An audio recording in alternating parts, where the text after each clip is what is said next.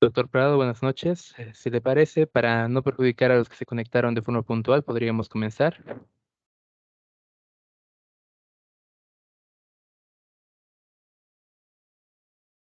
Muy bien, colegas, muy buenas noches. Con la autorización del doctor Vega de la Escuela de Práctica Jurídica del Colegio de Abogados, comenzamos este tercer módulo, que es el último, sobre procesos de estructura monitoria. Vamos a empezar a compartir.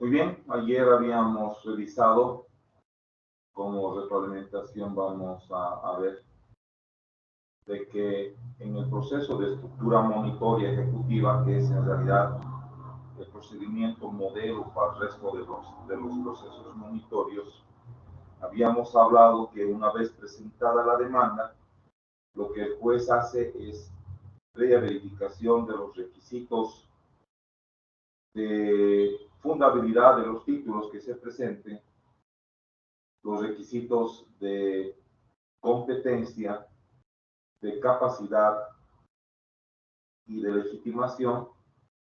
Lo que hace es dictar sin contradictorio, sin noticia del demandado, la sentencia inicial. Con esta sentencia inicial, la parte demandada es citada para que luego de un plazo de 10 días pueda asumir defensa por medio de las excepciones, porque contra la sentencia inicial no procede sino el formular excepciones. No puede formularse recurso de apelación, por si acaso, no puede formularse recurso de apelación contra el auto inicial. La única forma de ataque contra la sentencia inicial es la formulación de excepciones. Ayer habíamos visto que el artículo 381 autorizaba la formulación de las excepciones de incompetencia, falta de personería, falta de fuerza ejecutiva, litispendencia, falsedad o inhabilidad del título, prescripción o caducidad, pago documentado, compensación de crédito, remisión, novación, transacción, conciliación, compromiso documentado, cosa juzgada, beneficio de exclusión, orden o división. Estas excepciones deben ser formuladas en el plazo de 10 días. Al ser un plazo que no excede los 15, su cómputo se entiende que es por días hábiles. Una vez que el demandado ha opuesto excepciones, con la prueba que lógicamente tiene que presentar o señalar de qué prueba va a valerse, lo que hace el juez con la excepción del memorial de excepciones es convocar a una audiencia siguiendo los trámites previstos en el proceso extraordinario. El 382 lo dice en forma clara. En ningún momento el legislador ha establecido que las excepciones opuestas deben ser corridas en traslado para pronunciamiento del ejecutante y luego recién convocar audiencia. El 382 absolutamente claro que dice que una vez que se han opuesto las excepciones, el juez convoca audiencia. ¿Por qué? Porque el debate, la contradicción la discusión de estas excepciones están reservadas a este proceso único, siguiendo las reglas del proceso extraordinario. ¿Qué dice el artículo 370? El artículo 370 del Código Procesal Civil, que regula, es una norma aplicable por referencia, dice que en el proceso de estructura monitoria, al igual que el extraordinario, se va a desarrollar una sola audiencia, donde el juez primero intentará una conciliación intraprocesal, luego fijará puntos de debate, para luego diligenciar los medios de prueba y sin alegatos dictar sentencia. Ese es el procedimiento que debe seguir la única audiencia en el proceso de estructura monitoria ejecutiva.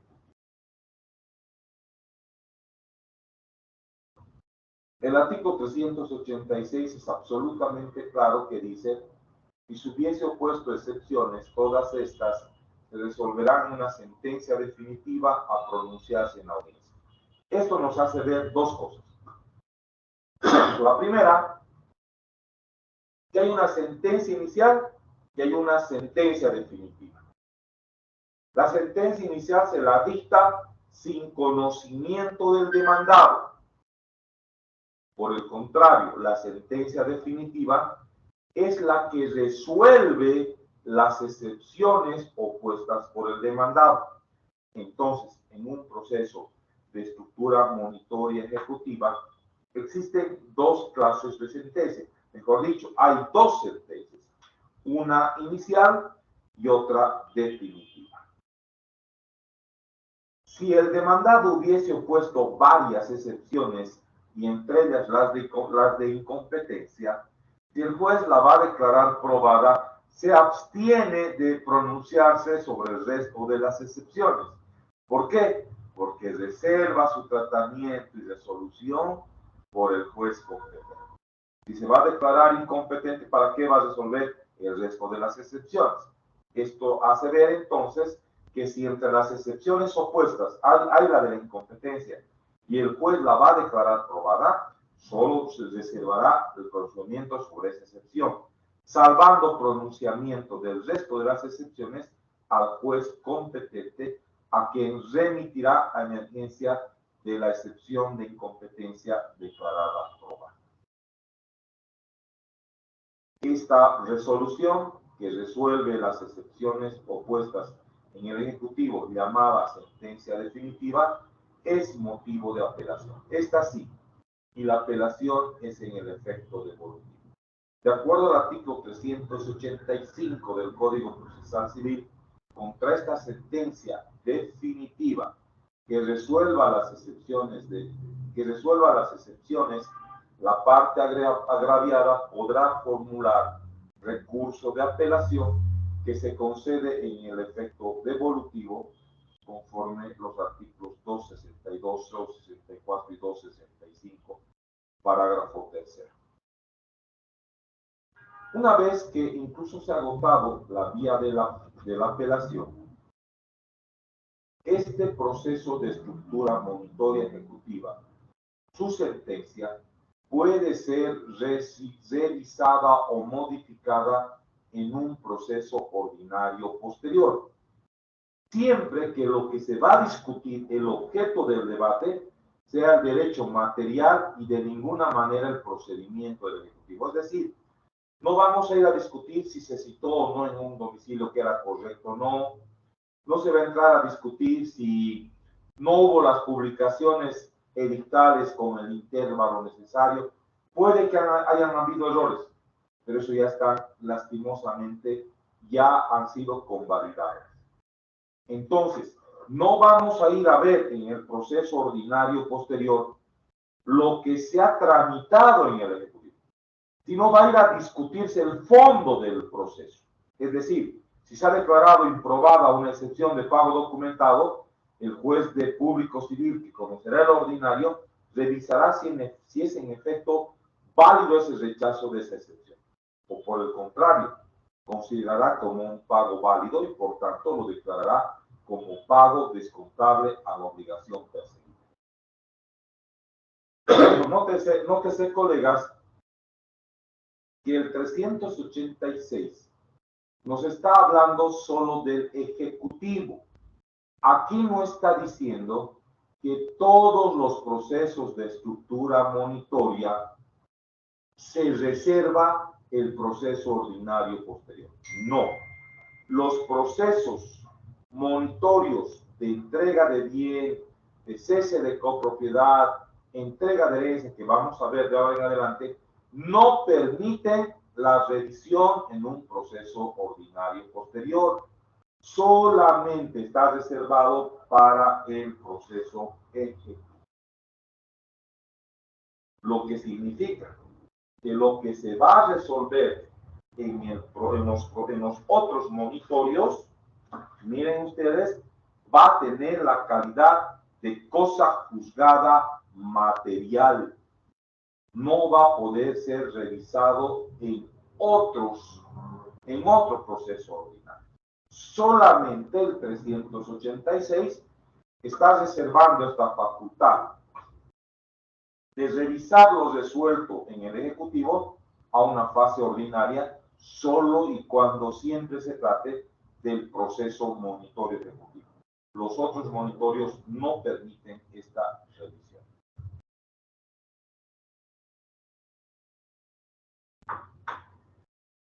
Este proceso ordinario posterior, que solo procede en el ejecutivo, podrá promoverse por cualquiera de las partes una vez ejecutoriada la sentencia. Y el plazo es de 6 meses desde que está ejecutoriada. Vencido este plazo, caducará el derecho a demandar la revisión del fallo dictado en el eje. El proceso ordinario promovido se tramitará por separado y no podrá paralizar la ejecución de la sentencia dictada en estudio. Entonces, colegas, el plazo para interponer este proceso ordinario de revisión posterior es de 6 meses. ¿Desde cuándo se computa estos 6 meses? Dice que desde la sentencia se encuentra ejecutoria. Ojo que aquí hay otro error garrafal, colegas. Creemos que una sentencia adquiere la calidad de cosa juzgada cuando el juez ha dictado el auto de ejecutoria. No, señores. Una sentencia adquiere la calidad de cosa juzgada cuando no hay un recurso ulterior, la ley no lo permite, o cuando habiendo esos recursos, la parte no ejercita su facultad de impugnación. Por tanto, la sentencia, vencido el plazo, adquiere la calidad de cosa juzgada en forma automática. Es un formalismo, un ritualismo, a mi juicio, innecesario tener que pedir ejecutoria de una sentencia para que el juez tenga que declararla ejecutoriada. Puede que esta petición se la haya hecho después de 1 año. Y no quiere decir, porque el decreto de ejecutoria se la haya dictado en esa fecha, recién se computan los 6 meses. Queda claro que el artículo 386, parágrafo segundo, habla que este proceso ordinario podrá promoverse por cualquiera de las partes una vez ejecutoriada la sentencia. No desde que se dicta una resolución de ejecutoria. No entendamos mal. La sentencia adquiere la calidad de cosa juzgada en forma tácita cuando no exista otro recurso ulterior o habiéndolo, las partes no han cumplido o ejercitado ese recurso impugnado. Por tanto, estos 6 meses, colegas, cuidado estén computando desde la fecha del auto o decreto por el que el juez declara ejecutorial. No es esa fecha, sino desde que la sentencia ya no podía ser impugnada, porque o vencieron los plazos o porque ya no hay recurso ulterior. ¿Está claro, colegas? Pues esto es muy importante que lo comprendamos. Estamos mal acostumbrados, hasta los jueces, de que la ejecutoria debe dictarse un decreto de ejecutoria. No es así. La ejecutoria es tácita, es automática. Es automática porque la ley, si no reserva un recurso, o estando vencidos esos recursos, no se los ha formulado, automáticamente esa sentencia ya no podrá ser ejecutada. Hasta aquí, ¿alguna pregunta, colegas? Por favor, hagamos una retroalimentación. Hemos hablado el anterior miércoles que es importante que pongamos ejemplos en nuestras causas, en nuestras exposiciones. ¿Qué problemas ustedes han tenido sobre este aspecto que podríamos discutir en este momento? Ordinarización del proceso ejecutivo, al momento de oponer excepciones, al momento de conceder una apelación, algún problema se les ha presentado, lo debatamos en este momento. Tienen la palabra, colegas.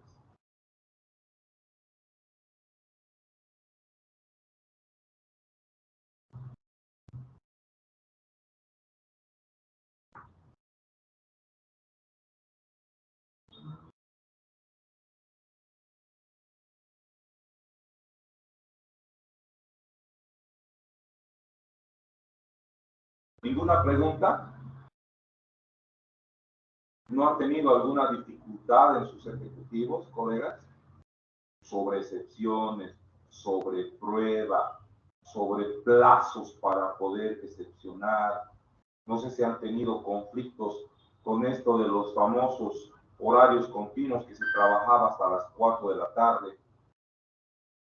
No sé si han tenido conflictos, porque sí trajo serios conflictos esos trabajos en horario continuo, porque se entiende que el juzgado trabajaba hasta las 4 de la tarde y hasta esa hora se cerraba cualquier formulación de excepciones, cualquier formulación de recursos, que ha traído serios problemas.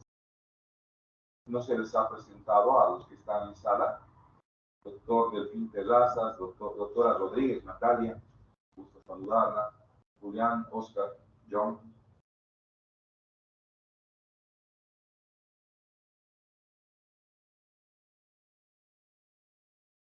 Bueno, parece que no hay preguntas, vamos a ir avanzando.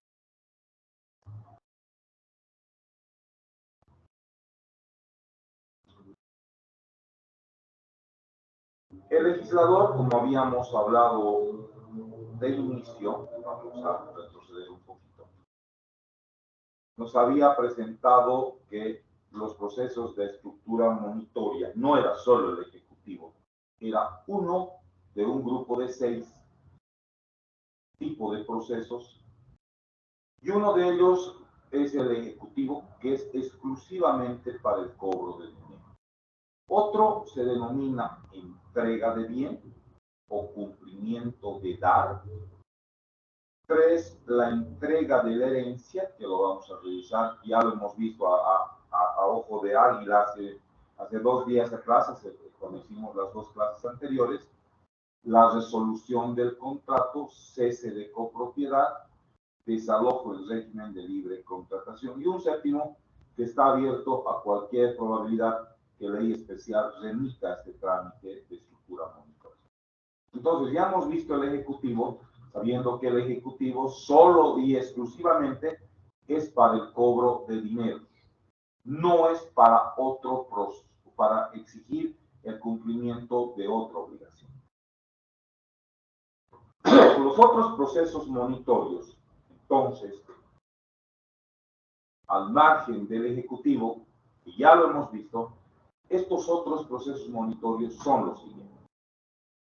Está establecido en el artículo 388 del Código Procesal Civil y en su texto nos dice: por este proceso, la parte actora podrá pedir la entrega de un bien mueble o inmueble que no fuese una suma de dinero. ¿Por qué no fuese suma de dinero?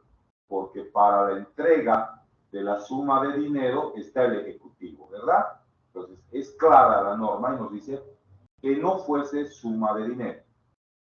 adeudada por mandato de la ley, testamento, contrato, acto administrativo o declaración unilateral de voluntad en los casos en que ésta pueda imponerse con carácter obligatorio, siempre que la parte actora acredite la obligación de entregar y en su caso el cumplimiento por su parte de la prestación que les correspondía, mediante documento público o privado reconocido o dado por reconocido por autoridad judicial o reconocido voluntariamente. Miren entonces, colegas, que este monitorio tiene por exclusiva finalidad de exigir como obligación pactada en un contrato o en un acto que puede ser la ley, testamento, contrato, acto administrativo, declaración, que establezca con absoluta precisión la obligación de entregar un bien mueble o inmueble, clarificando y dando certeza quién tiene que entregar y a quién tiene que entregar y en qué plazo. Si la ley, el testamento o el contrato o aquel acto administrativo o declaración unilateral establezca con carácter obligatorio la entrega de un bien, este es el proceso idóneo para exigir este cumplimiento. Entonces, se genera en 5 vertientes esta obligación. La ley, testamento, contrato, acto administrativo o declaración unilateral. Empecemos por la ley. Puede haber, por ejemplo, leyes especiales que establezcan la obligación de entregar un bien mueble o inmueble a cierta persona. Por ejemplo, una ley municipal que ha establecido el comodato, y esto es verídico, el comodato de lo que es la piscina municipal Julio León Prado, que está ubicado aquí en la costanera. Ese espacio deportivo de natación es un espacio de la alcaldía, es propiedad municipal, pero otorgó en contrato de comodato a la Fundación Julio León Prado para que por un periodo de 10 años construya, modifique, mejore ese espacio o esa piscina para el servicio de enseñanza de la natación. Y los 10 años han vencido. Entonces, por una ley municipal se otorgó el comodato a la Fundación Julio León Prado y la misma ley está obligando a que la fundación devuelva el inmueble en el plazo de 10 años. Claro está que por el comodato las mejoras introducidas se quedan consolidadas en favor del gobierno municipal. Miren ustedes que puede generarse obligaciones de entregar un bien mueble o inmueble por la ley. Y el ejemplo que les pongo, que esa ley municipal que otorgó en comodato esa construcción donde está la piscina que está en la costanera, ha obligado de vencido el plazo de que la Fundación Julio León Prado devuelva al municipio. Y creo que hoy ya no se llama así, ya no se llama piscina Julio León Prado.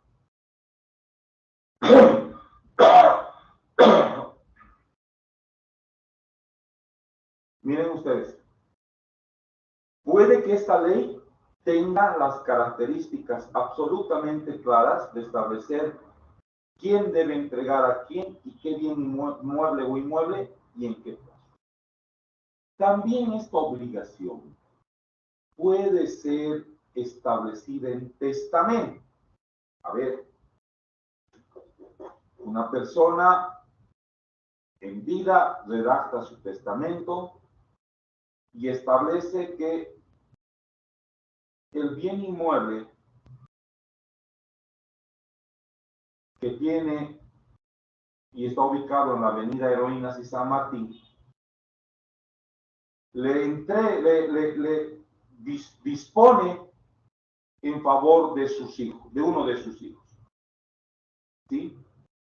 Pero antes, dice, antes de que se ejerza el derecho sucesorio de mi hijo, voy a permitir que la congregación Hermanitas Descalzas de San Antonio ocupen y usufructen el bien inmueble por un periodo de 3 años, vencidos los cuales las Hermanitas Descalzas de San Antonio deberán hacer entrega del bien testamentario en favor del heredero testamentario consolidado. En el testamento también se puede establecer quién debe entregar algo y en favor de quién y en qué plazo. Claro está que el testamento se activa con el fallecimiento del causante. Otro ejemplo, puede también darse la obligación de entregar, de dar un bien mueble o inmueble en un contrato. El mejor ejemplo es el contrato de antícresis. El contrato de antícresis no es sino un documento de préstamo de dinero especial por el que el acreedor, en este caso el anticresista, entrega dineros a favor del propietario que se convierte en deudor de ese dinero y en vez de pedir compensación económica, que la jurisprudencia y la ley lo llama intereses, en vez de cobrar intereses, el deudor entrega el bien inmueble a su acreedor para su uso. Ese es el uso, ese es el antícresis, queridos colegas. Y el acreedor anticresista tiene el derecho de retención del bien inmueble hasta tanto y en cuanto no se le devuelva su capital anticrético en su totalidad. Tiene el derecho de retención. Por eso es que un contrato de anticrético puede demandarse en la vía monitoria ejecutiva el cobro del capital. Aunque si bien el contrato es un contrato sinalagmático y un contrato con obligaciones recíprocas, no deja de ser cierto que el propietario deudor no podrá decir, primero que me devuelvan mi casa, por el precisamente derecho de retención que tiene el anticresista. Pero si una vez que el propietario deudor ha devuelto el capital anticrético, en ese momento se activa su derecho de reclamación para que se le restituya y se le devuelva el bien inmueble. Eso tendría que estar pactado en el contrato. Y por eso que cuando redactemos un contrato de antícresis, tengamos el cuidado de establecer que cuando ha sido devuelto el capital anticrético, el anticresista tiene la obligación de entregar el bien inmueble en favor de su propietario. Así pactado en el contrato de antícresis, claro está, esa obligación de entrega se genera en ese contrato. Muy bien. También esta obligación de entregar un bien mueble o inmueble puede generarse en un acto administrativo. Claro, puede pasar que el municipio o la gobernación, por ejemplo, necesiten la apertura, el ensanchamiento de una avenida de lo que antes era calle. Como era la Heroínas. La Heroínas antes era la calle Perú. No era una avenida como la conocemos hoy, de doble vía, con aceras anchas. Antes era una calle, era la calle Perú. Entonces, para poder aperturar estas avenidas, el gobierno, por medio de sus instituciones, declaran o dictan resoluciones administrativas donde declaran la utilidad pública y ordenan a los propietarios a ceder todo o en parte su propiedad para la apertura de la calle. Claro está, con una compensación económica que la ley lo ha calificado como el justo precio. Pero aún pagando el justo precio, el administrado, es decir, el que está siendo afectado con la afectación por utilidad pública, está en la obligación de entregar esa fracción de su terreno, de su propiedad, para la apertura de la calle. Vean ustedes entonces, colegas, esta obligación de entrega de bien mueble o inmueble puede pasar por un acto administrativo.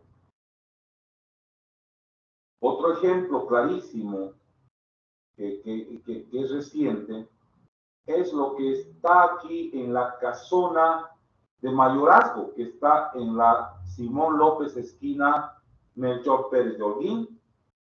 Esa casa era propiedad privada. Pero tomando en cuenta que tiene una trayectoria histórica impresionante, porque entiendo que ahí vivieron muchos próceres de la libertad, se llevaron reuniones allá buscando la liberación de Cochabamba, que además hace unos días, ayer, se ha celebrado su aniversario. Esa casa antigua ha sido declarada patrimonio histórico del departamento. Y por tanto, esa resolución administrativa ha obligado a sus propietarios, que eran herederos de esa gente, de esos mártires, perdón, de esos próceres, a la entrega de esa propiedad privada. Hubo una discordia, recordarán, hace unos 3 o más años, en la que los propietarios no querían salir y se tuvo nomás que hacer cumplir el acto de resolución administrativa, que obligaba a ese heredero a la entrega de ese bien inmueble en favor de la alcaldía. Hoy la alcaldía administra ese bien inmueble, no es la emergencia de un acto administrativo. El propietario tuvo que entregar ese bien inmueble que le correspondía previo pago de un justiprecio en favor del municipio.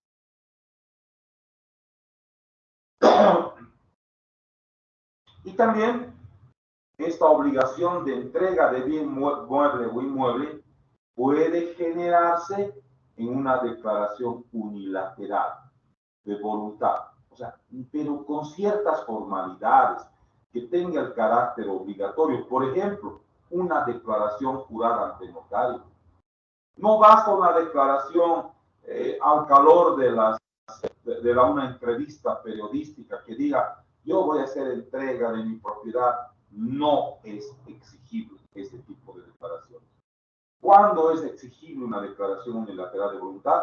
Cuando se la ha expresado ante una autoridad que da fe pública, en este caso un notario, que bien podría ser una declaración jurada notarial o una declaración jurada judicial en medida preparatoria de demanda, que tenga carácter obligatorio. Miren.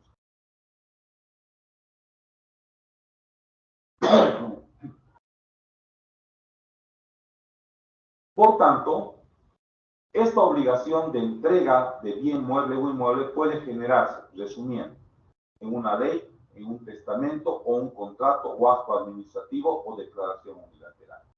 Siempre y cuando que el que sea beneficiario de la entrega no tenga o teniendo una obligación pendiente, una prestación que le corresponda hacer, que la haya cumplido. ¿Verdad? Sin embargo, este artículo 388 nos está diciendo que puede no haber documentos que justifiquen esta obligación. Y nos dice, en ese caso, hay que prever lo dispuesto en el artículo 377 del Código Procesal Civil. Vamos a ver qué dice el 377, parágrafo primero.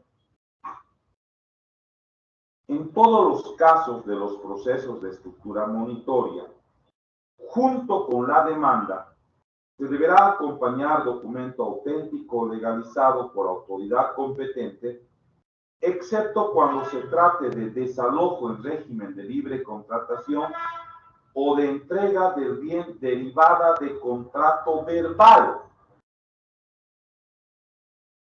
En este último supuesto, en etapa preliminar que se seguirá por la vía incidental, podrá establecerse la prueba de la existencia del contrato y de su cumplimiento por la parte actora. Puede generarse la obligación de entregar un bien mueble o inmueble en un contrato verbal. Sí puede generarse en un contrato verbal. No todos los contratos son escritos, no todos los contratos son documentos públicos o todos los contratos son documentos privados. Hay también contratos verbales. Pero para que proceda el monitorio, al no tener un documento, lo que debe hacerse es en la vía incidental previa demostrarse que ha existido ese contrato verbal. Por un ejemplo, todos tenemos autos. Cuando se nos arruina nuestro auto, ¿qué hacemos? Llevamos a nuestro mecánico. Y nuestro mecánico nos oye qué defectos tiene, que hay que corregir, y lo dejamos en nuestros autos. Que yo sepa, jamás yo he firmado un contrato de servicios del mecánico a mi auto y por tanto a mí. Son contratos verbales, que al cumplimiento del arreglo del auto, pues el mecánico tiene la obligación de devolverme mi bien mueble sujeto a registro. Imagínense que no quiera devolverme y porque no haya contrato no pueda ejercitar una acción judicial como esta. Sí ha habido contrato, solo que no ha sido escrito, ha sido verbal. El 377 reconoce que existe la posibilidad de que existan contratos verbales. En esos casos, antes de ir al juicio, en la vía incidental debemos establecer que en efecto ha existido el contrato. ¿Cómo puedo probar? Llevando testigos que declaren que en efecto han visto que yo le dejé para que me lo arregle, algún documento de factura que el mecánico me dio porque yo pagué unos repuestos, por ejemplo. Entonces vean que hay formas de poder probar que ha existido un contrato verbal de entrega de bien. El mejor ejemplo es ese del arreglo de vehículos. Una vez que el juez ha dictado la sentencia inicial, ordenando la entrega del bien mueble o inmueble, desde el momento en que se le cita con la demanda y se le cita con la sentencia inicial, la parte demandada queda en calidad inmediata de depositario, con responsabilidades civiles y penales. Que el depositario, como dice el Código Civil, tiene la obligación de custodiar como un buen padre de familia. Por tanto, podrá y deberá exhibir el bien las veces que sea requerido por la autoridad competente. Entonces, el demandado, una vez citado, se convierte automáticamente en depositario. Y si no exhibe o no da el tratamiento de un buen padre de familia para el cuidado del bien, puede ser sometido a procesos civiles y penales inherentes al caso. ¿Alguna duda sobre esta entrega de bien? Los oigo.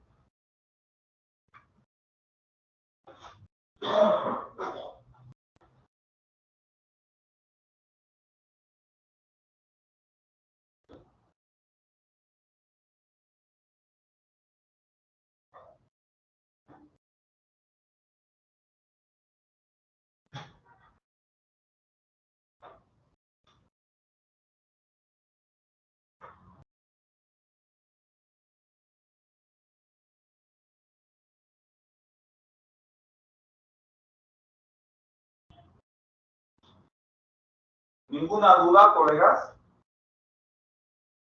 Les debe estar yendo muy bien en sus procesos, porque por lo que veo no hay conflictos. Esto ha traído más de un dolor de cabeza. Recién estamos empezando a comprender. Esto del artículo 377, recién lo estamos comprendiendo. ¿No tienen ustedes conflictos en sus causas? O por último, no ven estos procesos. Puede ser que esté hablando con abogados penalistas y no vean estos procesos. ¿Verdad? No entiendo su no participación, colegas. ¿Alguna duda sobre esto?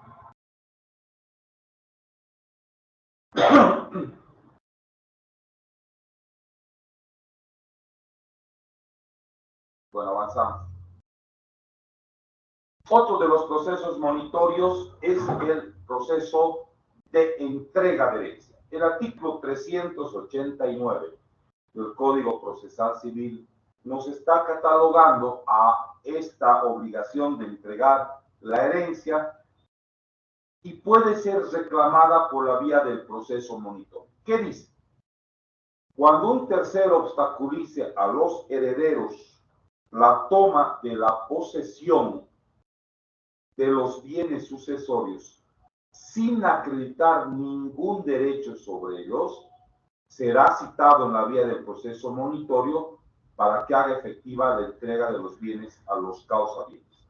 Esto es muy común, colegas, de que cuando están viejitos las personas, se ponen, extrañamente aparecen ahijados que se prestan a cuidar al viejito o la viejita, y no lo hacen de verdad de cariño, generalmente lo hacen con doble intención. Precisamente una de ellas es probablemente quedarse con la propiedad, quizá forzar alguna suscripción de documentos de transferencia de las personas mayores o cualquier otro elemento. Antes de este monitorio, en el sistema antiguo, en el Código de Procedimiento Civil, había que demandar la acción de reivindicación. No había otra. En un proceso ordinario, largo, tedioso, con plazos más largos. Hoy el legislador nos presenta este procedimiento nuevo que está reservado a los herederos, lógicamente con sus documentos idóneos, como es la escritura pública de aceptación de herencia, y además inscrito en derechos reales, pero que no pueden ejercer actos de dominio físico sobre los bienes porque un tercero lo impide, lo obstaculiza. Y este tercero, lo peor, no tiene ningún derecho sobre los bienes. Entonces, este tercero, una vez citado en la vía monitoria, debe hacer efectiva la entrega de los bienes a los causavientes. Por consiguiente, la sentencia inicial en este proceso de entrega de herencia será y tendrá por finalidad ordenar al tercero que está impidiendo la posesión a los herederos de sus bienes hereditarios, cuando este tercero además no tiene ningún derecho acreditado.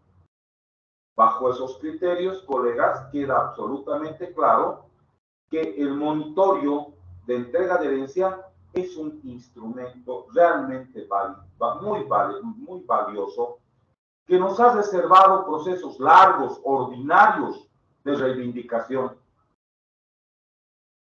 Antes del nuevo Código Procesal Civil, en el Código Antiguo teníamos que demandar ordinario.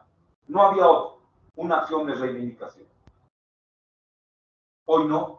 Tenemos un monitorio con plazos cortos y miren, hasta con una sentencia.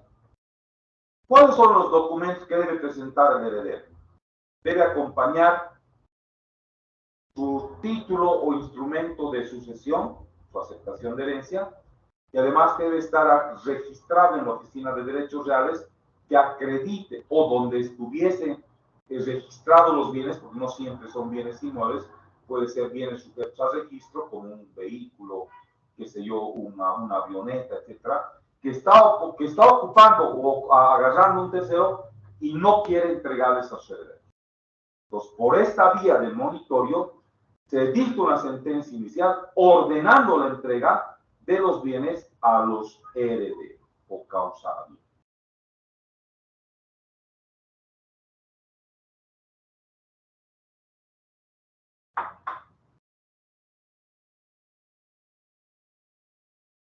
A ver, es importante que establezcamos que el artículo 390 del Código Procesal Civil nos está diciendo que por la vía monitoria también puede demandarse la resolución del contrato, pero no toda resolución. Ojo, no toda la resolución, no todas las resoluciones.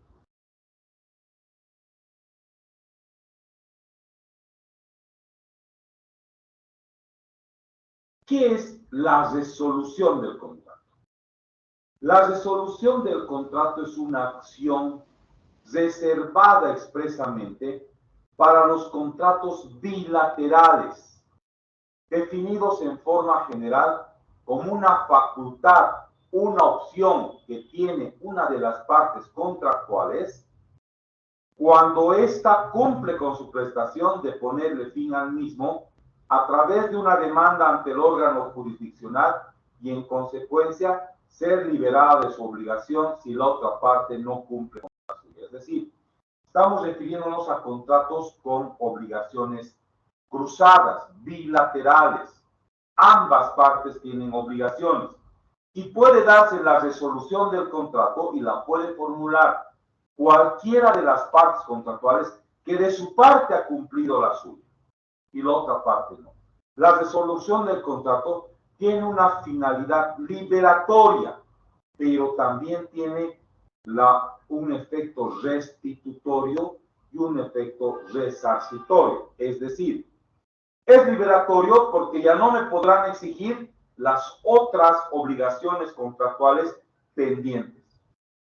Segundo, al quedar sin efecto el contrato, las prestaciones que ya se hayan ejecutado las partes deben restituirse recíprocamente lo que ya se ha pagado, lo que ya se ha entregado. El efecto de la resolución del contrato es que las cosas vuelvan al estado en que se encontraban al momento de iniciarse o celebrarse el contrato. Y tiene un efecto resarcitorio porque por el incumplimiento que va a generar la resolución del contrato, además se paga daños y perjuicios. Entonces, cuando estamos hablando de la resolución del contrato en la vía monitoria, no es para todos los contratos, sino es para aquel contrato donde una de las prestaciones sea pagar dinero. Si el contrato es entregar maíz a cambio de entregar una maquinaria agroindustrial, ahí no hay dinero. Por tanto, no se podrá formular en la vía monitoria la resolución de ese contrato. Solo procede en la vía monitoria cuando una de las prestaciones del contrato sea entregar o pagar dinero. Ahora bien, el 390 nos está diciendo, cuando se demande previa a la intimación hecha conforme al artículo 377, parágrafo segundo del presente código, la resolución de contrato por falta de cumplimiento de la obligación de pago, la parte actora acreditará mediante documentos reconocidos ante autoridad competente o dado por reconocido o voluntariamente reconocido ante notario de fe pública el contrato cuya resolución se demanda, así como en su caso el cumplimiento de la obligación que es propia. Ahora bien, cuando se trata de resolución de contrato, no se puede ir directamente al proceso monitorio. El 377 nos está obligando a que vayamos a un paso previo o preliminar. ¿Qué dice el parágrafo segundo? En los casos de resolución de contrato o desalojo por falta de alquileres, corresponderá una intimación previa a pedido de la parte actora que se practicará por el plazo de 10 días. Es decir, como lo que pretendemos es resolver un contrato porque la parte contraria no habría cumplido el pago de un dinero, probablemente habrá que pedirle que nos pague antes de resolver. No se trata de resolver en forma directa, sino permitir al que ha incumplido cumplir. Para eso, la ley está reservando un procedimiento previo, una intimación previa, para que la parte contractual que no ha pagado sea intimada para que pague. Y si pagara en los 10 días, no hubiese resolución. Si después de la intimación aún así no ha pagado el dinero, procederá en la vía monitoria la resolución del contrato por falta de pago.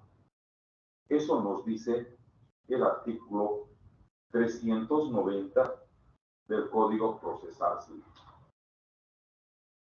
Hemos hablado que es la resolución de contrato y hemos hablado de sus tres efectos: liberatorio, restitutorio y resarcitorio.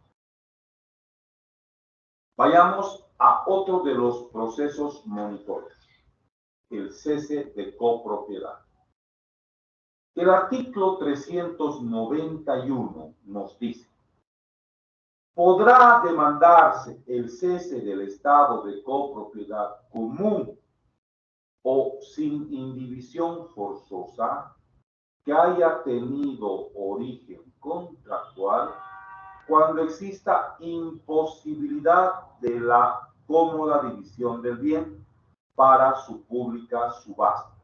Leamos el artículo 167 del Código Civil. ¿Qué dice el artículo 167?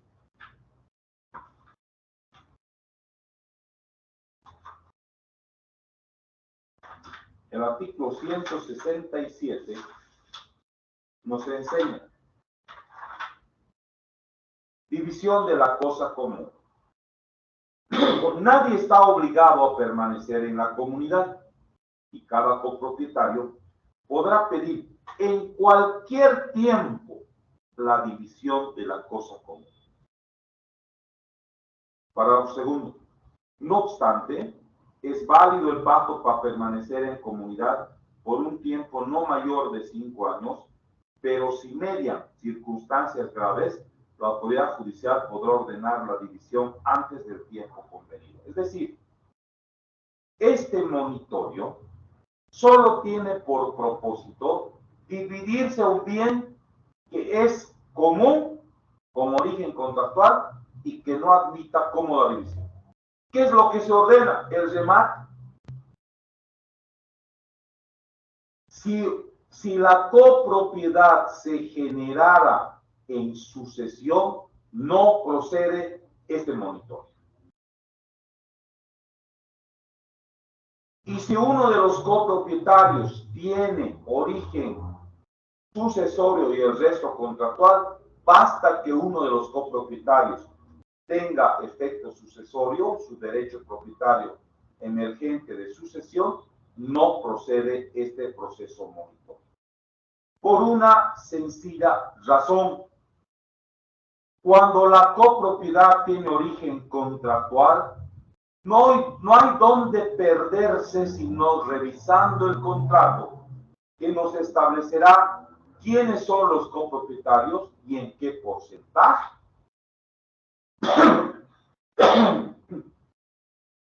No hay otra persona más que pueda ser convocada, sino los que aparecen en el contrato. Lo que no ocurre cuando la copropiedad se genera en sucesión. Cuando se genera en sucesión, no solo los que se hacen declarar herederos pueden ser los herederos, pueden haber otros herederos igual o con mejor derecho sucesorio. Y en cualquier división de bien sucesorio, tiene que convocarse por edictos a presuntos herederos. Ya hemos dicho que la bondad de los procesos monitorios es que se dicte sentencia en forma directa. ¿Por qué? Porque el título que se presenta le autoriza al juez bajo principios de fundabilidad, características de fundabilidad del contrato o del documento que se está acompañando, que el juez tenga certeza de la obligación o en este caso de la copropiedad, que no haya duda de que hay que convocar a presuntos herederos. No, aquí no se llama a presuntos copropietarios, porque el título que genera la copropiedad establece quiénes son los propietarios. No puede entrar nadie más. Y la otra condición es que el bien inmueble no admita cómoda división, porque es un terreno de 200 metros, son 10 los herederos, les correspondería una franja de 20 metros lineales a cada uno, cosa que la alcaldía jamás nos va a autorizar. Entonces, como no va a poderse dividir cómodamente en fracciones de terreno, lo que hace este cese de copropiedad es ordenar su venta pública previa valoración por un perito de su costo. Entonces, en este proceso de cese de copropiedad, ¿qué se va a acompañar? Primero, la titulación del bien inmueble, donde en forma inequívoca se establezca quiénes son los propietarios, los copropietarios. Segundo, debe acompañarse a la demanda un informe de un especialista, sea arquitecto, ingeniero, que establezca que ese bien no podría ser dividido en tantos copropietarios existen. Con esos documentos, el juez va a ordenar el remate directamente. No hay dónde perderse. El copropietario que concurra o no concurra, su derecho, su fracción, su porcentaje estará reservado. Nadie se va a aprovechar de su porcentaje. El dinero que le corresponde estará reservado en depósitos judiciales, fruto de la subasta. Entonces, queda absolutamente claro, y un colega el primer día preguntó, si uno de los copropietarios tiene origen sucesorio, ¿puede proceder este monitorio? Absolutamente y rotundamente no. Basta que un copropietario tenga origen sucesorio, ya no procede el monitorio de cese de copropiedad. ¿Podrán dividirse? Sí, pero para eso está el proceso ordinario, no este monitorio. ¿Verdad? No este monitorio.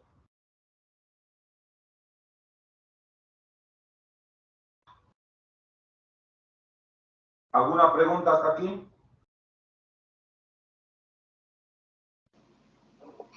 Doctor, una consulta. Adelante.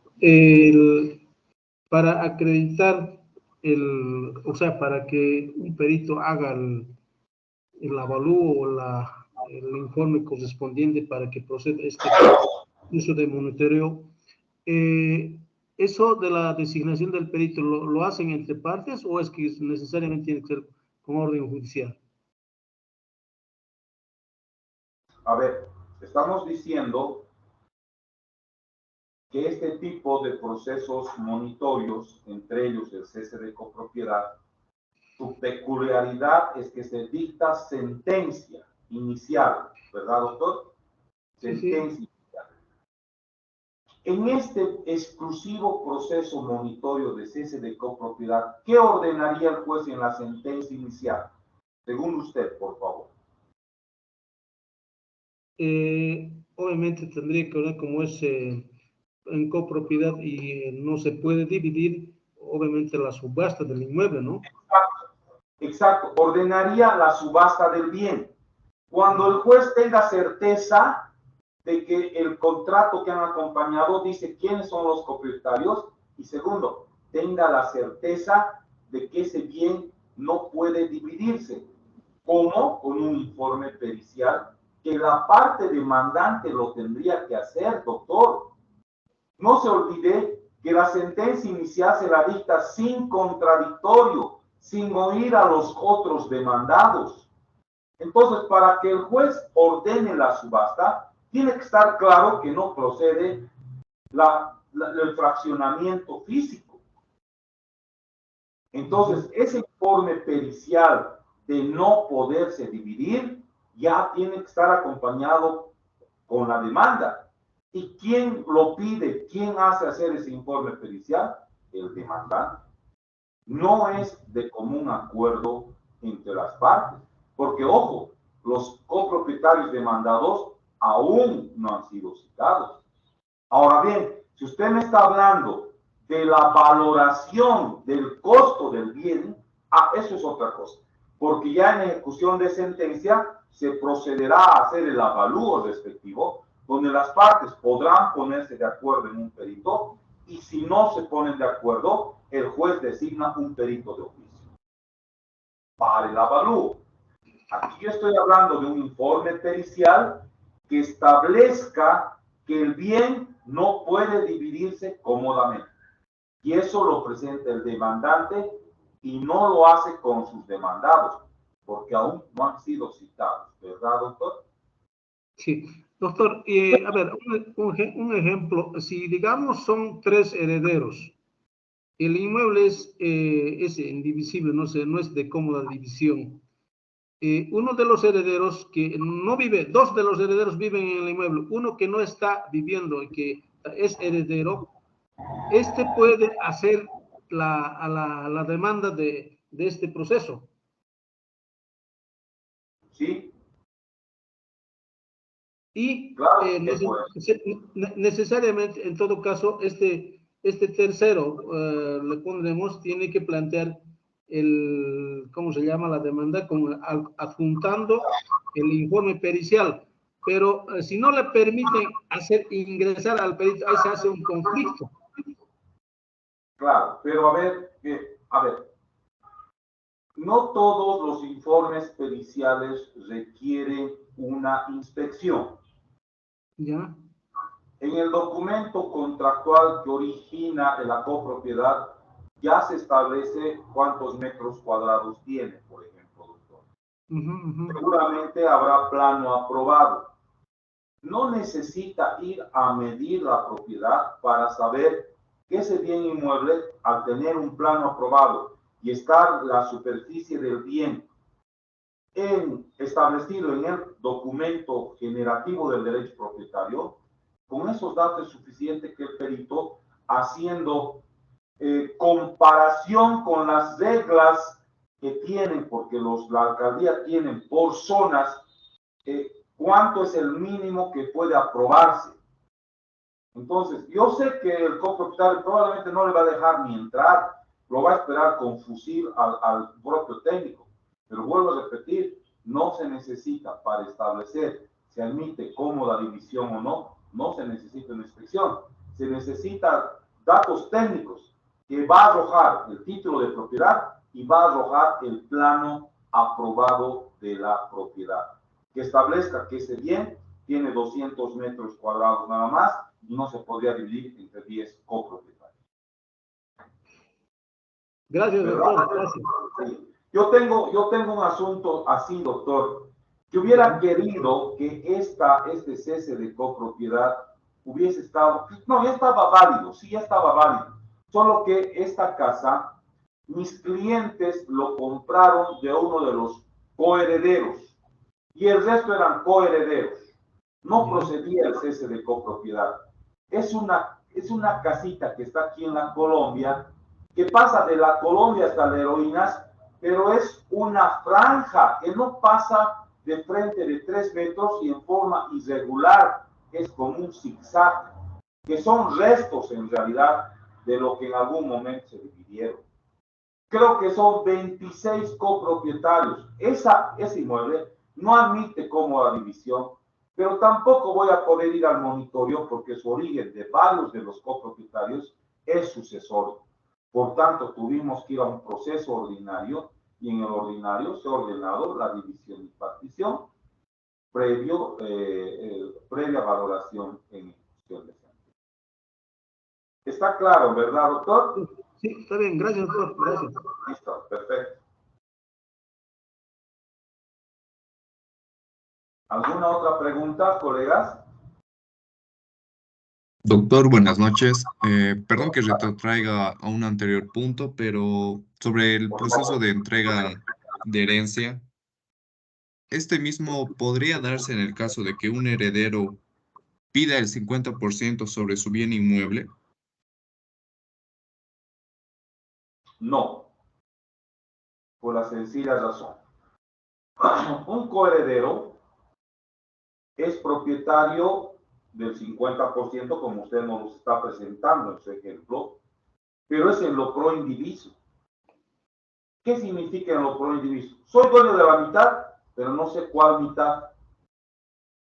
Así que no voy a poder pedir la entrega de mi mitad. Y lo peor, que a quien voy a pedir es a un tercero que no tiene derecho. O sea, no sé a quién podría pedir su 50% en el ejemplo que usted me está dando, a los otros copropietarios, o a quién, doctor, ese 50%. ¿A quién podría pedir según el ejemplo que nos dice? En este caso sería unos inquilinos, doctor. Ya, a ver, los inquilinos están ocupando, entiendo, el 100% de la casa. Y usted como copropietario del inmueble es dueño solo de la mitad y el otro copropietario no quiere hacer nada. Tengo esa idea. Pero vuelvo a repetir, aquí su derecho de heredero le faculta pedir la entrega del bien. Pero si el tercero que está ocupando es un inquilino, no es que no tenga un derecho, sí tiene un derecho. El del arrendamiento. Ojo. Ojo. No procedería por 2 razones. La primera, que mientras usted sea copropietario en acciones y derechos, no sabe qué fracción le toca. Por tanto, no podría pedir que se le entregue su mitad, porque ni usted mismo sabe cuál es su mitad. Segundo, si está en manos de un inquilino, el inquilino no es un tercero sin derecho, es un tercero con un derecho real extensivo, como es el uso por arrendamiento. Por tanto, la discusión podría verse truncada en la vía del proceso monetario. Doctor, pero en este caso igualmente los inquilinos han adquirido este derecho por otra persona que tampoco, o sea, es un tercero sin derecho alguno, que les ha dado, les ha proporcionado en arrendamiento todo esto. Sí, podría ser, doctor, que su derecho de inquilinato no esté justificado por el propietario. Pero para que usted vaya a este proceso de entrega de herencia, lastimosamente tendrá que hacerlo con su coheredero. Solo no podría.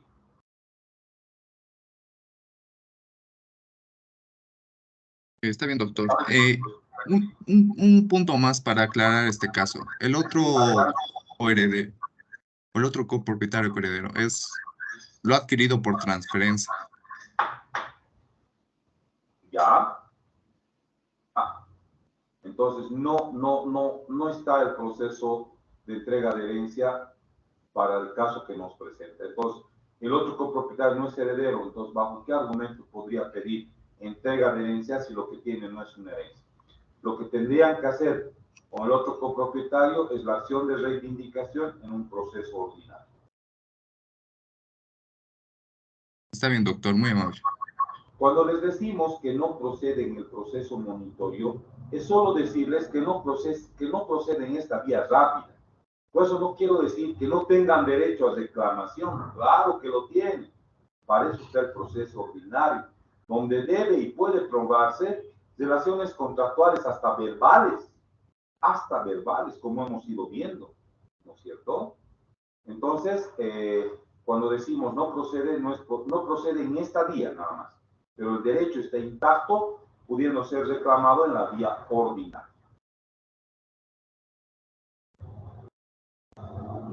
¿Alguna otra? Sí, adelante. Doctor, disculpe, en el tema de la entrega de herencia, tengo un caso, doctor, son títulos ejecutoriales, son dos herederos y obviamente uno de los sobrinos de las herederas estaba ocupando el inmueble.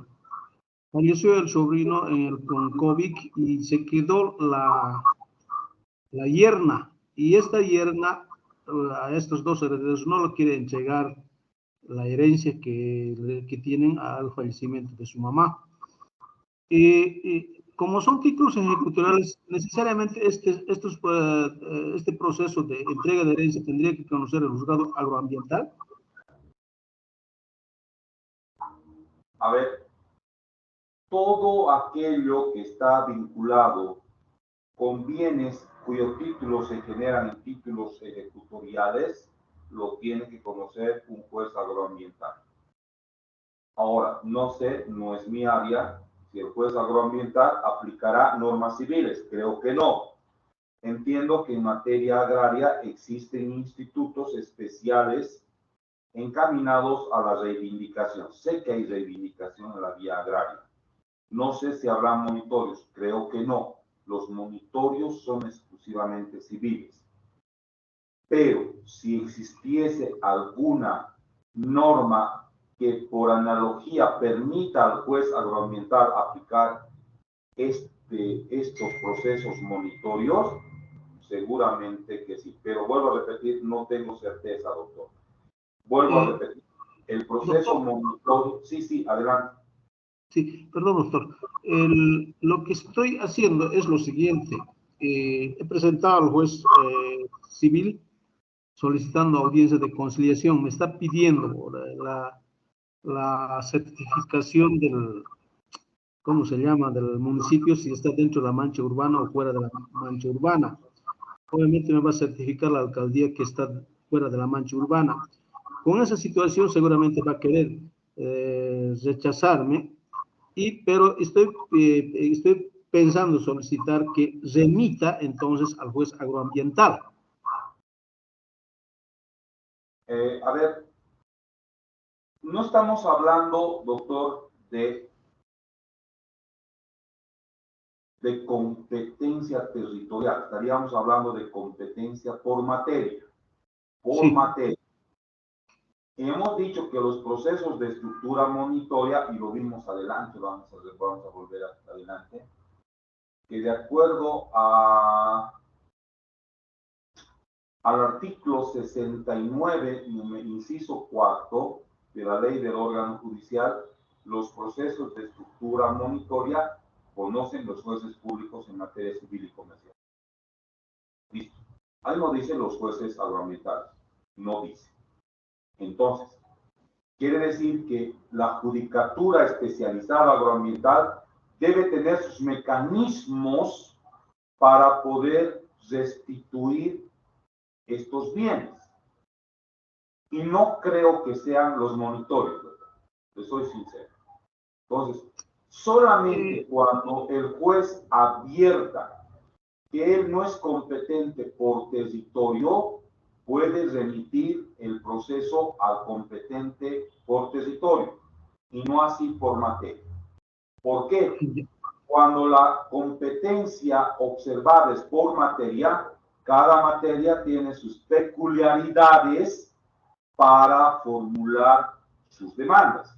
No sé si en agroambiental habrá conciliación previa para empezar. Creo que no. ¿Por qué? Porque la propiedad agraria está el Estado. Cuando hay Estado, no hay conciliación previa. Entonces, no creo que el juez, no sería para mí un error que el juez civil lo remita al juez agroambiental para que prosiga la causa monitoria o para que prosiga la conciliación. No, yo rechazaría la admisión de esa conciliación previa y lógicamente si me formularan el monitorio correspondiente, no lo admitiría salvando los derechos de ustedes, de la parte interesada, a la vía llamada por ley bajo sus reglas y requisitos propios de esa manera. ¿Verdad? Doctor, en el tema del agroambiental, cuando estaba vigente todavía el antiguo Código de Procedimiento Civil, existe un artículo que supletoriamente se puede aplicar el Código de Procedimiento Civil. Para el procedimiento, Pedro. Solo Sí, para sí, sí. cuestiones de procedimiento, no para institutos procesales. Ya. Sí. No para institutos procesales. Para procedimientos de citación, cómputos de plazo, para eso sí se aplicaban normas supletorias en agroambiental. Pero no, imagínense, el mismo Código Civil vigente para el agroambiental, no hubiera una ley especial, ¿no es cierto? Debe tener sus procedimientos en la judicatura agroambiental, doctor.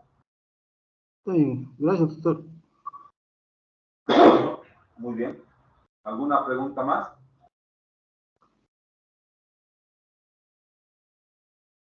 Bien. Veamos el desalojo en régimen de libre contratación. Es el artículo 392 el que nos da cuenta de este monitor. ¿Qué nos dice? Este proceso tiene por finalidad el desalojo de inmuebles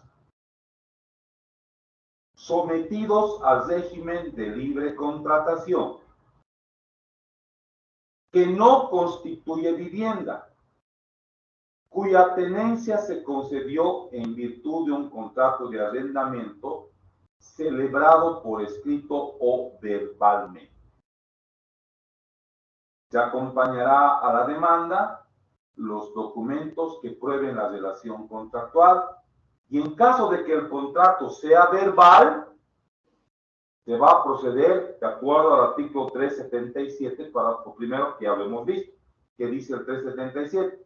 Que en la vía incidental tendrá que probarse por todos los medios de prueba antes de ir al juicio de que ha existido esa relación de inquilinato con prueba testifical, con algunos recibitos o esos anotes famosos en cuadernitos que nuestra gente está acostumbrada a hacer firmar, le pago el alquiler y el propio propietario tiene el cuadernito y anota y él firma y el pobre inquilino habrá pagado todo y si quiere el propietario niega esos pagos y ¿se dan cuenta?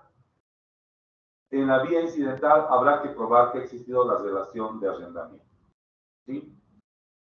Porque para el desalojo de viviendas está el extraordinario con mayores capacidades y mayores condiciones de defensa para el demandante. ¿En qué caso procede el desalojo?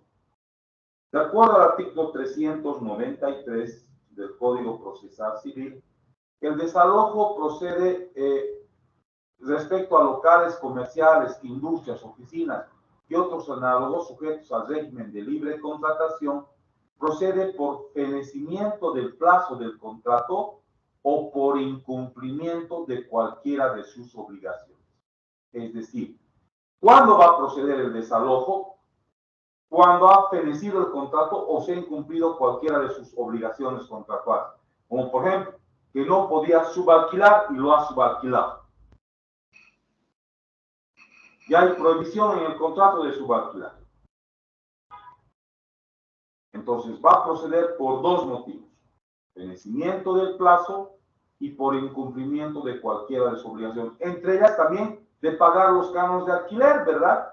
Si no paga los cánones de alquiler, que son obligaciones contractuales del arrendamiento, procederá el desalojo. No me ha pagado un mes, 2 meses, ejecuto el proceso de desalojo.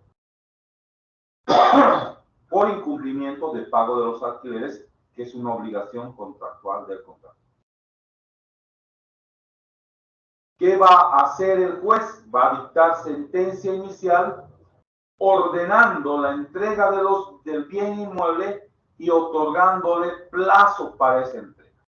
Cuando se trata de tiendas, depósitos, pulperías, oficinas, consultorios, bares, cantinas, salones de baile y análogos, le dará el juez el plazo de 30 días para entregar el bien. Cuando se trate de casas comerciales, restaurantes, confiterías, comedores, hoteles, industrias menores y otros análogos, el juez va a conceder 60 días para que proceda a la entrega a su propietario. Cuando se trate de sanatorios, clínicas, establecimientos industriales con más de 20 trabajadores, el juez concederá el plazo de 90 días para que proceda a devolver el bien inmueble a su propietario.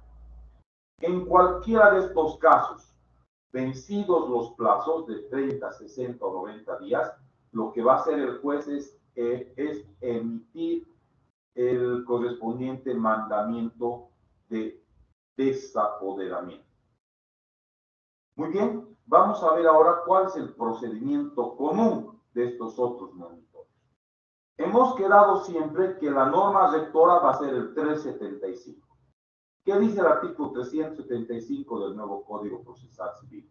Lo que va a hacer el juez es, en mérito a los documentos que acompañe, viendo los presupuestos de competencia, capacidad y legitimación y los específicos de cada proceso, va a acoger la demanda mediante una sentencia inicial. Es decir, ya va a ordenar el juez la entrega del bien, la entrega de herencia, la resolución del contrato. El cese de copropiedad ya va a ordenar el remate del bien. En el desalojo ya va a conceder un plazo para la entrega de sus bienes bajo combinatoria de desapoderamiento. Entonces el juez ya va a dictar sentencia inicial. ¿Debe dictarse una resolución de admisión o una sentencia inicial? Fue una pregunta que siempre se nos hizo en los cursos que hemos dictado con la universidad.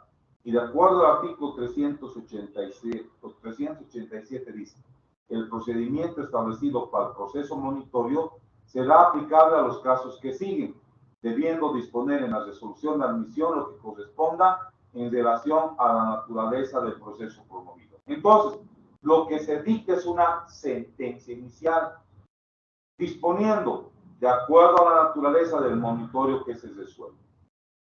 Si la sentencia inicial fuese de cumplimiento de obligación, el juez va a ordenar la entrega del bien o bienes individualizándolos bajo conminatoria de expedirse desapoderamiento. Si el proceso de estructura monitoria es de entrega de herencia, el juez va a ordenar que el tercero que está impidiendo el ejercicio de la posesión a los herederos de los bienes sucesorios, va a ordenar ese tercero la entrega de la herencia bajo conminatoria de expedir mandamiento de desapoderamiento. Si el monitorio es de resolución de contrato por incumplimiento de pago, lo que el juez va a ordenar es, en sentencia inicial, la resolución del contrato, la extinción del contrato, más el pago de daños y perjuicios. Si el monitorio es de cese de copropiedad, ¿qué va a ordenar el juez en la sentencia inicial? La subasta del bien o los bienes. Si la demanda monitoria es de desalojo por libre contratación, ¿qué va a ordenar el juez? la devolución del bien a su propietario bajo alternativa de lanzamiento o desapoderamiento según corresponda. Si en estas sentencias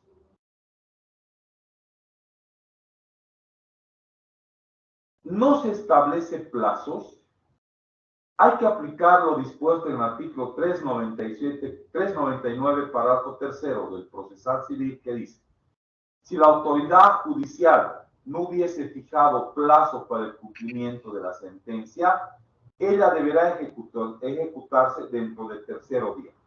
Sin embargo, cuando las circunstancias son especiales y no fuese posible el cumplimiento de la sentencia en el plazo fijado en ella o en el señalado en este parágrafo, la autoridad judicial podrá conceder un plazo prudencial e improrrogable. ¿Cuál es el procedimiento que se sigue en estos otros procesos monitorios? Se dicta, una vez que se ha citado con la demanda y con la sentencia inicial, el demandado podrá defenderse por medio de las excepciones, las mismas que se deben formular dentro del plazo de 10 días, conforme nos enseña el artículo 394. ¿Cómo deben oponerse? En un solo acto, adjuntando toda la prueba documental y mencionando los medios de prueba del que intentare valerse.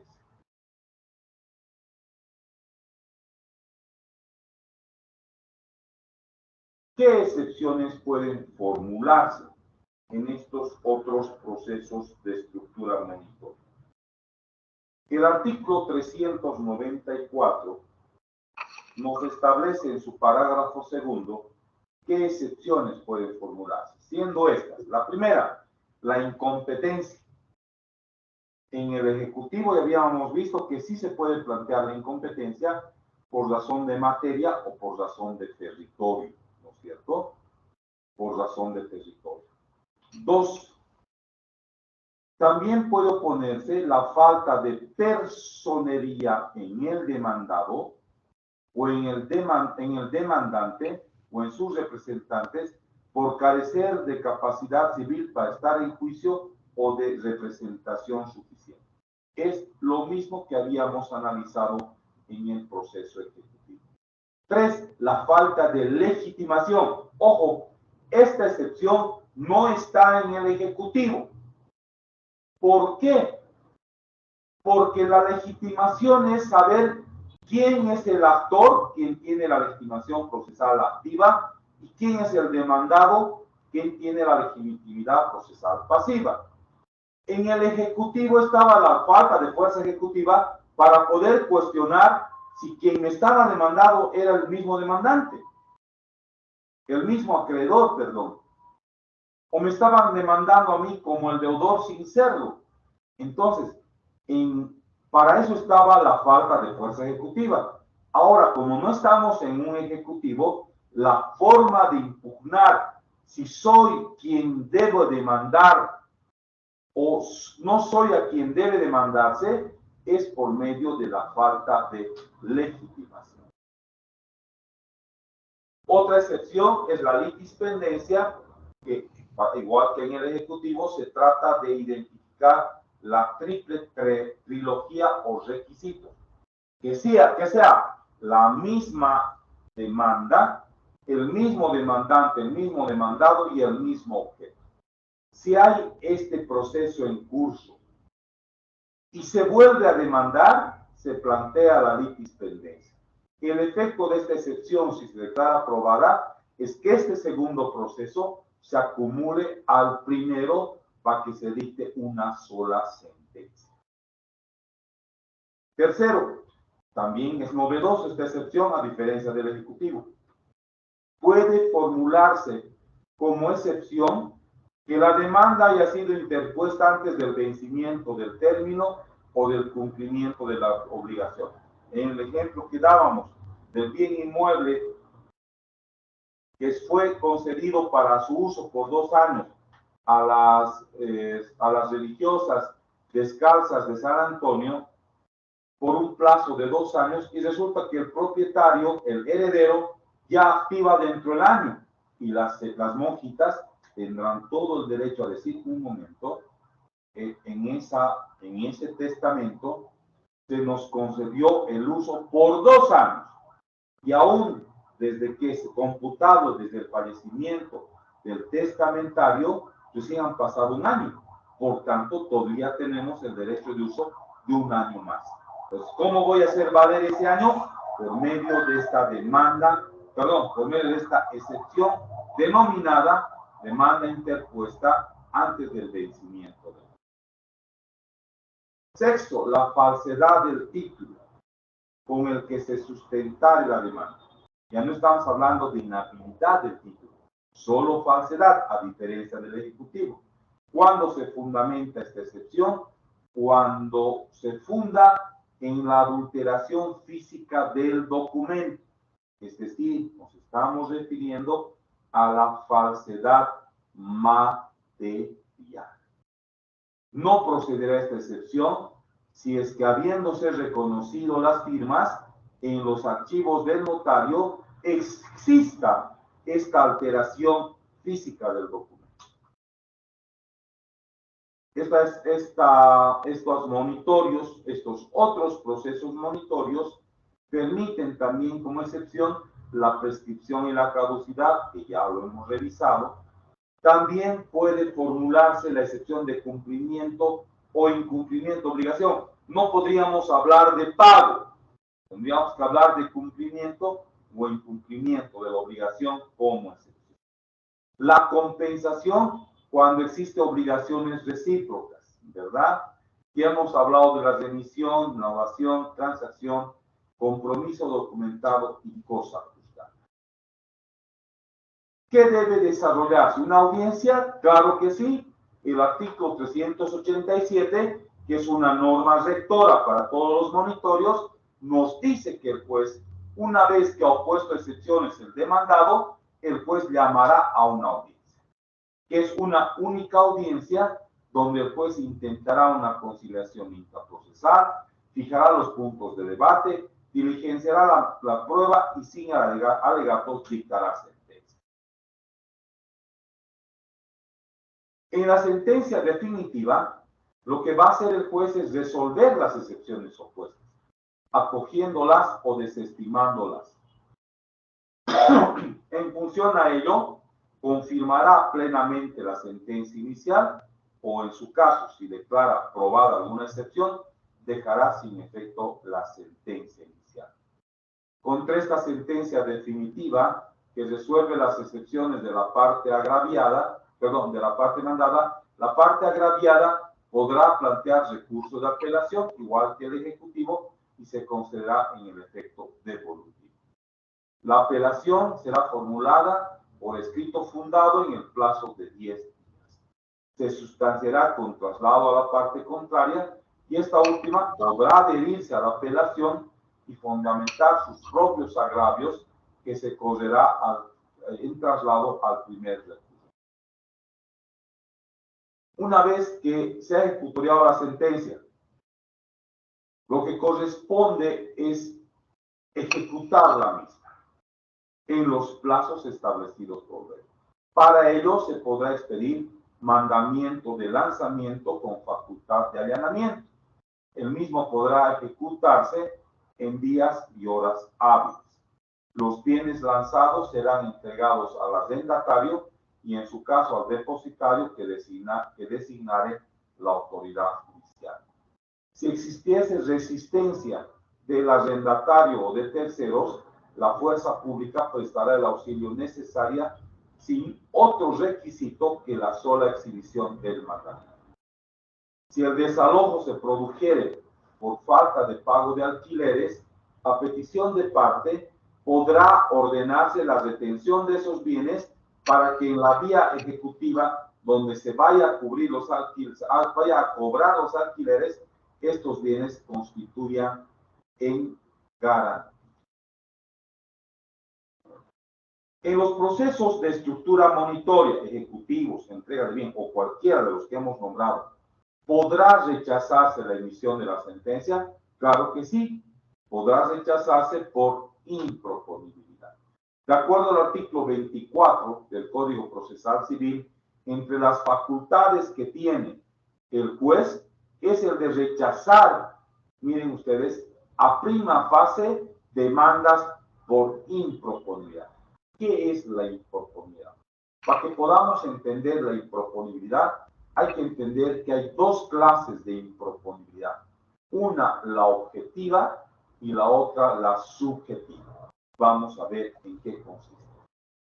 Hay improponibilidad objetiva cuando el juicio se centra en analizar los efectos jurídicos materiales de la pretensión, y a falta de aptitud jurídica del objeto para ser juzgado en derecho, lo que hace posible que el juez rechace in limine litis tal pretensión por ser manifiestamente improponible, por estar inmersa en los supuestos de ser manifiesta y evidentemente contraria a las buenas costumbres o al orden público. A ver, por ejemplo, que fruto de una transacción ilícita de sustancias controladas, que tenga y se haya pactado la obligación de entregar un bien como compensación de la entrega de droga, por ejemplo. Hay una obligación de entrega de bien, claro que lo hay, pero está generada en hechos y actos ilícitos que van contrarios a las buenas costumbres y al orden público. Y el juez no podría en lo absoluto ordenar la entrega de ese bien, aunque esté pactado documental o verbalmente. ¿Por qué? Porque tiene un origen ilícito. Otro ejemplo, el de las apuestas, que en Bolivia no son legales. Los juegos de azar no son legales en Bolivia. ¿Cuándo hay una improponibilidad subjetiva? La cual se centra en el juicio que hace el juez, pero sobre la falta evidente de interés sustancial en el actor para proponer la pretensión. Se está vinculando esta decisión a la falta de legitimación. Cuando, por ejemplo, quien pida la entrega del bien sea el presidente de la OTB porque el heredero es un viejito y no puede él costearse un proceso judicial. ¿Y quién es el presidente de la OTB? ¿Qué facultad tiene de representar a una persona que, aunque sea de su OTB, no puede representar? Cuando quien demande no tenga legitimación procesal para demandar. A eso se llama la improponibilidad subjetiva. Si el juez la advierte, rechazará in limine la admisión de dicha demanda. Colegas, hasta aquí la presentación.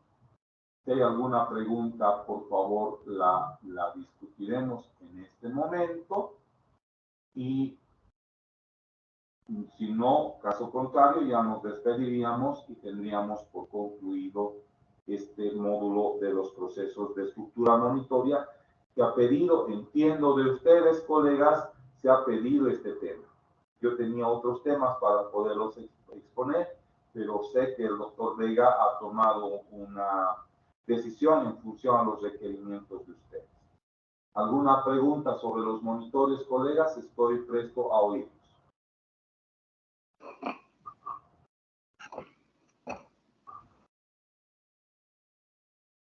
Doctor Sierra, adelante. Doctor, una aclaración un poco quisiera saber sobre este tema de la entrega de la herencia. Si la mamá todavía vive, en todo caso, no procedería a la entrega de herencia, ¿no?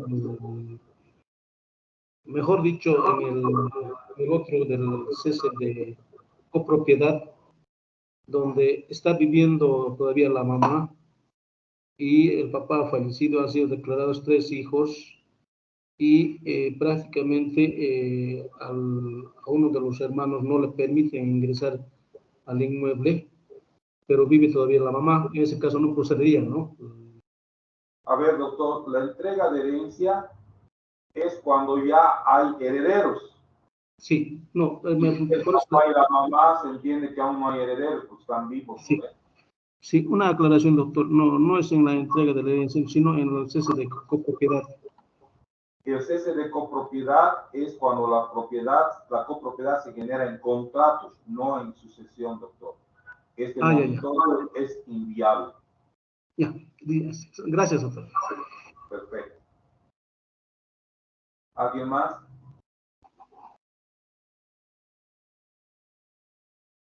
Doctor Vega, muchísimas gracias por la invitación. Creo que ya no hay más preguntas. Hemos Doctor, adoptado. Sí, adelante, John Fernández.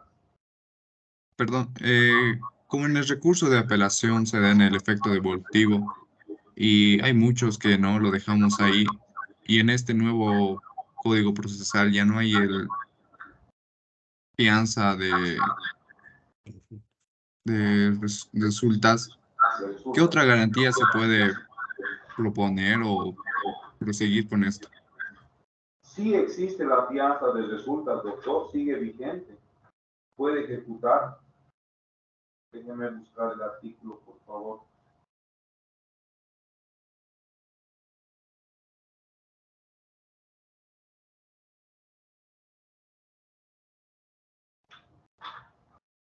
El 402. La ejecución provisional y la ejecución definitiva de sentencias se realizarán observando iguales procedimientos.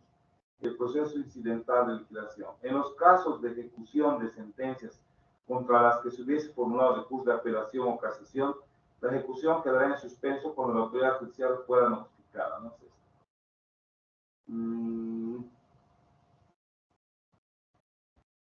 Existe la fianza de la caución, doctor. No lo estoy ubicando, pero en el chat lo voy a mandar al doctor Vega para que les presente. Sí se puede ejecutar estos monitorios con una fianza de resultas o de caución. Se puede ejecutar.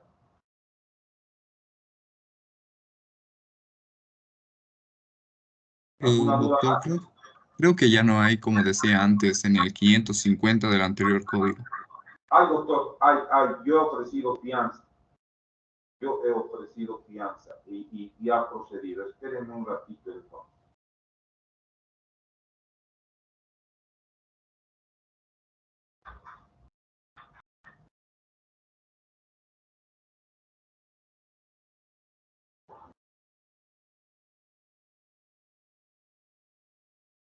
Voy a buscar. No van a encontrar.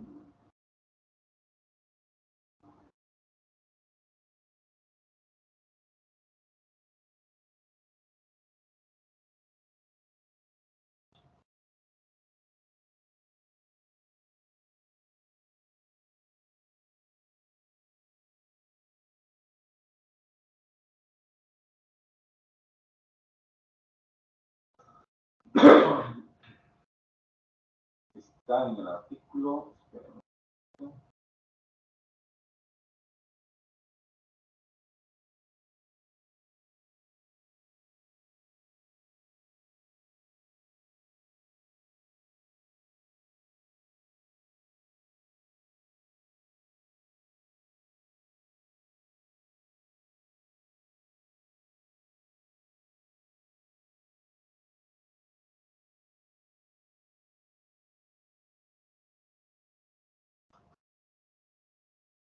No lo pido, doctor, pero existe la caución.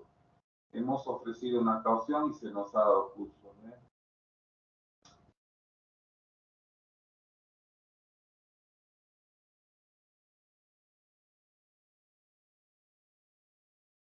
¿no? No lo encuentro.